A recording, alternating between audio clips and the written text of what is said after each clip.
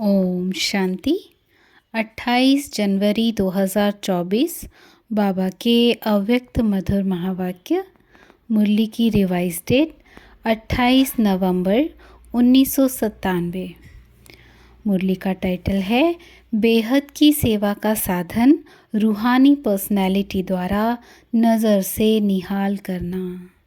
बाबा कहे, आज बाप दादा अपने अनेक कल्प के मिलन मनाने वाले लाडले सिकिलदे बच्चों से फिर से मिलन मनाने आए हैं।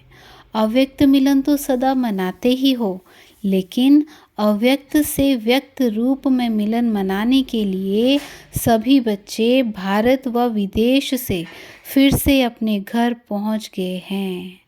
बाप दादा देख रहे हैं कि चारों ओर के बच्चे अपने अपने स्थान पर भी मिलन मना रहे हैं।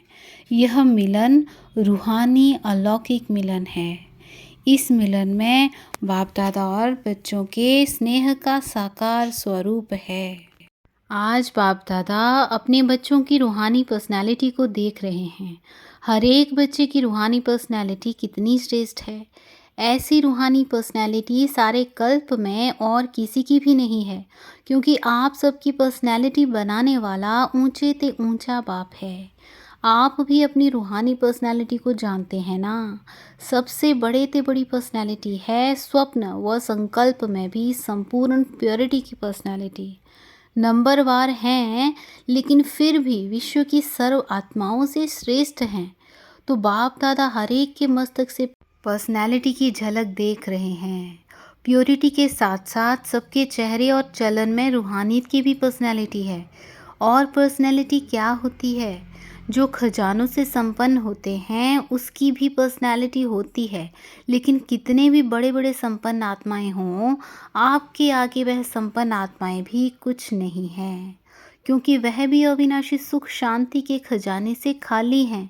आपके पास जो संपत्ति है उसके आगे अरब खरब पति भी बाप से सुख शांति मांगने वाले हैं, और आप सदा अविनाशी खजानों से भरपूर हो। वह खजाने आज हैं, कल नहीं, लेकिन आपका खजाना ना कोई लूट सकता है, ना कोई आत्मा खजाने को हिला सकती है। अखुट है, अखंड है। ऐसी पर्सनैलिटी वाले आप बच्चे हो। सबसे ऊंचे ते ऊंची पर्सनैलिटी वाले फिर भी आत्माओं द्वारा विनाशी धन द्वारा विनाशी ऑक्यूपेशन द्वारा पर्सनैलिटीज़ बनती हैं व कहलाई जाती हैं, लेकिन आपको ऊंचे ते ऊंचा परम पिता ने श्रेष्ठ पर्सनैलिटी वाले बना दिया। तो अपनी ऊंची पर्सनैलिटी का रूहानी नशा रहता है तो हाथ हिलाओ। बाप दादा को इतनी श्रेष्ठ पर्सनैलिटी वाले बच्चे देख कितनी खुशी होती है। आपको भी होती है। बाप दादा बच्चों की ऐसी श्रेष्ठता को देख क्या गीत गाते हैं जानते हो? आप भी गाते हैं, बाप भी गाते हैं। बाप का गीत सुनाई देता है या टेप का गीत सुनाई देता है? बाप दादा की टेप न्यारी होगी ना, ऑटोमेटिक है, चलाने की मेहनत नहीं करनी पड़ती। और दिल का गीत दिल वाले ही सुन सकते हैं, सिर्फ कान वाले नहीं, दिल वाले। तो सभी दिल वाले हो ना। दिल वाला मंदिर में आपका चित्र है ना। सभी ने अपना चित्र देखा है। बाप दादा तो सदा बच्चों के चित्र और चरित्र देखते रहते हैं, तो आज पर्सनैलिटी को देख रहे थे। सदा यह पर्सनैलिटी स्मृति में इमर्ज रहे। है ही नहीं है, दिखाई देवे, अनुभव में आवे। सदा ऐसी पर्सनैलिटी में रहने वाले की निशानी क्या होगी? जिस निशानी से समझ जाएं कि यह अपनी पर्सनैलिटी में है। अगर यह रूहानी पर्सनैलिटी इमर्ज रूप में रहती है तो उनके नयन, उनका चेहरा, चलन, संकल्प और संबंध सप्रसन्नता वाले होंगे। सदा प्रसन्नचित्त, प्रश्नचित्त नहीं, प्रसन्नचित्त। अगर प्रश्नचित्त है तो चलन भी पर्सनैलिटी वाली नहीं, चेहरे पर भी प्रसन्नता की झलक नहीं। कुछ भी हो जाए, पर्सनैलिटी वाले की प्रसन्नता छिप नहीं सकती, मर्ज नहीं हो सकती। प्रसन्नचित्त आत्मा, कोई कैसी भी आत्मा परेशान हो, अशांत हो, उसको अपने प्रसन्नता की नज़र से प्रसन्न कर देगी। जो बाप का गायन है नज़र से निहाल करने वाले, वह सिर्फ बाप का नहीं है, आपका भी यही गायन है। और अभी समय प्रमाण जितना समय समीप आ रहा है तो नज़र से निहाल करने की सेवा करने का समय आएगा। 7 दिन का कोर्स नहीं होगा, एक नज़र से प्रसन्न चित्त हो जाएंगे, दिल की आश आप द्वारा पूर्ण हो जाएगी। तो सभी क्या समझते हो? आदि सेवा के रत्न क्या समझते हैं? ऐसी सेवा कर सकते हो ना? अभी देखो, आप लोगों ने 40 वर्ष सेवा की या ज़्यादा भी की ही। कोई का 1-2 साल कम भी होगा, किसका ज़्यादा भी होगा। अभी आप लोगों ने अपने साथियों को यह सेवा दिखा दी और निमित्त भी बना दिया। अभी आप क्या करेंगे? वो सेवा तो वह भी कर रहे हैं। आप आदि रत्न हो तो न्यारी और प्यारी सेवा करेंगे ना। अभी फिर उत्सव मनाएंगे कि नज़र से निहाल कितने किए, 9 लाख में से कितने बनाए। आगे तो 33 करोड़ भी हैं, 9 लाख तो उसके आगे कुछ नहीं है। बीज तो यहाँ ही डालना है ना। तो देखेंगे कि आदि सेवा के रत्न अब और क्या कमाल दिखाते हैं। यह कमाल तो दिखाई, सेवा केंद्र बनाए, अच्छे अच्छे प्रोग्राम किए, उसकी तो पद्म गुणा मुबारक है। 2 प्रकार के बच्चे हैं। जो पहले वाले हैं वह हैं स्थापना के निमित्त बच्चे, और आप लोग हो विशेष सेवा के आदि के बच्चे। यह दादियाँ हैं जड़ स्थापना वाले, और आप सब माना सेवा के आदि रत्न हैं पहला पहला तना। तो तना तो मजबूत होता है ना, तना पर ही सब आधार होता है, तना से ही सब शाखाएं निकलती हैं। जड़ वाले तो सूक्ष्म में शक्ति देते हैं, लेकिन जो प्रैक्टिकल में होता है दिखाई देता है वह तना दिखाई देता है। तो दादियाँ भी गुप्त हो गई हैं, प्रकाश देने वाली, और प्रैक्टिकल में स्टेज पर आने वाले आप निमित्त बने। सम्मान समारोह में आई हुई सभी बड़ी बहनों से बाप दादा ने हाथ उठवाया, इसीलिए बाप दादा काम दे रहे हैं। समारोह तो बहुत अच्छा मनाया ना। बाप दादा ने सब देखा, सजी हुई मूर्तियों को देखा। उस समय तो आप लोगों को भी यही रूहानी अनुभव हो रहा था कि हम चैतन्य मूर्तियां हैं। ऐसे ही लग रहा था जैसे सजी हुई मूर्तियां मंदिरों से शांतिवन में पहुंच गई हैं।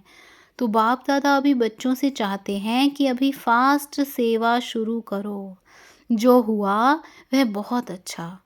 अब समय प्रमाण औरों को ज़्यादा वाणी का चांस दो। अभी औरों को माइक बनाओ। आप माइक बन के सकाश दो, तो आपकी सकाश और उन्हों की वाणी यह डबल काम करेगी। तब ही 9 लाख सहज बन जाएंगे। अभी आप सभी चाहे फंक्शन में बैठे या और भी महारथी हैं, तो महारथियों की अभी सेवा है सर्व को शकाश देना, बेहद की सेवा के मैदान में आना।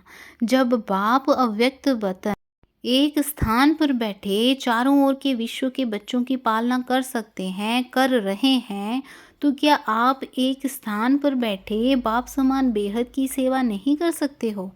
आदि रत्न अर्थात फॉलो फादर, बेहद में सकाश दो। कई बच्चे अपने से भी पूछते हैं और आप आपस में भी पूछते हैं कि बेहद का वैराग्य कैसे आएगा। दिखाई तो देता नहीं है, लेकिन बेहद की सेवा में अपने को बिजी रखो तो बेहद का वैराग्य स्वतः ही आएगा, क्योंकि यह सकाश देने की सेवा निरंतर कर सकते हो। इसमें तबीयत की बात, समय की बात यह सहज हो जाती है। दिन रात इस बेहद की सेवा में लग सकते हो। जैसे ब्रह्मा बाप को देखा रात को भी कैसे आंख खुली और बेहद की सकाश देने की सेवा होती रही। तो यह बेहद की सेवा इतनी बिजी कर देगी जो बेहद का वैराग्य स्वतः ही दिल से आएगा, प्रोग्राम से नहीं। यह करें यह प्लान तो बनाते हो, लेकिन बिजी बेहद की सेवा में रहना यह सबसे सहज साधन है। क्योंकि जब बेहद को सकाश देंगे तो नज़दीक वाले तो ऑटोमेटिक सकाश लेते रहेंगे। इस बेहद की सकाश देने से वायुमंडल ऑटोमेटिक बनेगा।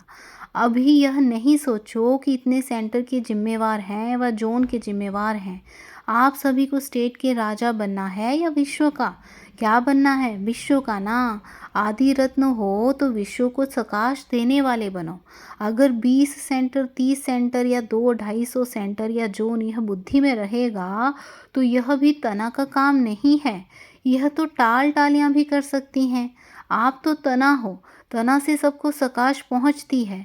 आप सभी भी यह सोचते हो कि बेहद का वैराग्य आना चाहिए। यह तो बहुत अच्छा, अभी विनाश हो जाए। लेकिन 9 लाख ही तैयार नहीं किए तो सत्युग के आदि में आने वाली संख्या ही तैयार नहीं है, और विनाश हो गया तो कौन आएगा? क्या 2-3 हजार पर राज्य करेंगे? 4-5 लाख पर राज्य करेंगे? इसलिए अब बेहद की सेवा का पाठ आरंभ करो। पांडव क्या समझते हैं? बेहद की सेवा करेंगे ना? पांडव तैयार हैं। अभी यह हद की बातें बेहद में जाने से आपे ही छूट जाएंगी, छुड़ाने से नहीं छूटेंगी। बेहद की सकाश से परिवर्तन होना फास्ट सेवा का रिजल्ट है। बाप दादा जानते हैं कि नाजुक परिस्थितियों में निमित्त बनी आत्माओं ने सेवा का प्रत्यक्ष प्रमाण दिया है। लेकिन आप सभी का फाउंडेशन व सेकंड का परिवर्तन का मूल अनुभव यही है कि ब्रह्मा बाप को देखा और ब्राह्मण बन गए, सेवा का वरदान मिला और सेवा में लग गए। बाप दादा ने सभी के अनुभव भी सुने, अच्छे अनुभव सुनाए। तो जैसे आप लोगों का अनुभव है, ब्रह्मा बाप को देखा और सोचना भी नहीं पड़ा, सहन करने का भी अनुभव नहीं हुआ कि सहन कर रहे हैं, बड़ी बात नहीं लगी। ऐसे अभी हर श्रेष्ठ ब्राह्मण आत्मा को देखें और आत्मा में माना ब्राह्मण में ब्रह्मा बाप देखें। यह है सेवा का फास्ट साधन। क्या ब्रह्मा बाप ने आपको कोर्स कराया? कोर्स तो पीछे किया, लेकिन देखा और हो गए। तो जैसे ब्रह्मा बाप में बाप समाया हुआ था, इसलिए मेहनत नहीं लगी, ऐसे आप सभी भी बाप दादा को अपने में समाते हुए नज़र से निहाल करो। जो आप सबका अनुभव है, अनुभवी हो, देखा और फिदा हो गए। जैसे अभी सोचते हैं, ट्रेनिंग लेते हैं, फिर ट्रायल पर आते हैं, फिर कोई चला जाता है, कोई रहता है। इतनी मेहनत आपने ली, ट्रेनिंग की क्या, ट्रायल पर रहे क्या, बस आए और खो गए। ऐसी सेवा जब एक ब्रह्मा बाप ने की तो आप इतने ब्राह्मण आत्माएं नहीं कर सकती हो क्या? आपकी पर्सनैलिटी अपना बना दे। ब्रह्मा बाप की भी पर्सनैलिटी थी ना, चाहे सूरत की चाहे सीरत की, लेकिन पर्सनैलिटी थी, तब आकर्षित हुए। तो फॉलो फादर। जब बाप ने आपको आदि में निमित्त बनाया, तो जो आदि के हैं, सेवा के निमित्त व स्थापना के फाउंडेशन, उनको अंत तक सेवा में रहना ही है। तबीयत के कारण शरीर से चक्कर नहीं लगा सकते, लेकिन मन से तो लगा सकते हो। उसमें तो खर्चा भी नहीं, वीज़ा लेने की भी ज़रूरत नहीं, भाग दौड़ की भी ज़रूरत नहीं, लेटे लेटे भी कर सकते हो।